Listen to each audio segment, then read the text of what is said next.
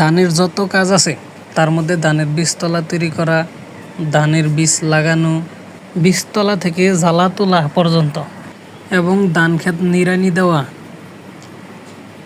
ধান খেতে বিষ প্রয়োগ করা, নানান রকমের বিষ দিতে হয়। এরপর ধান কাটা, এই ধান কাটাটাও একটু পরিশ্রমের বিষয়। তারপর ধান মাড়াই করা, ধান মাড়াই করলে অনেক কষ্ট হয়। এই কাজগুলোর মধ্যে সব থেকে জঘন্য কাজ হচ্ছে এই খড়ের কাজ। এই খড়ের কাজ কোনো কামলাই করবার চায় না, আমরাও করতে চাই না, একেবারে অসহ্য লাগে।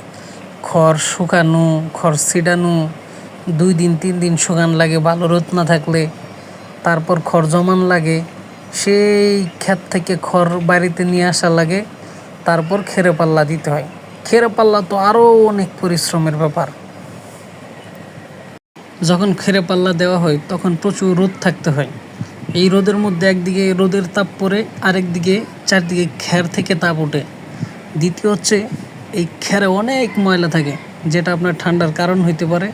এই জন্যই কোনো কামলা এই কাজটা করতে চায় না, যার কারণে আমাদের অনেক পরিশ্রম হয়। কামলার এই সময় দামও থাকে অনেক বেশি। যদি এমনি ধান কাটা নিড়ানি এগুলা কামলায় নেয় 1000 টাকা, এই খড়ের কাজ করবে কামলায় নেবে 15 থেকে 1600 টাকা।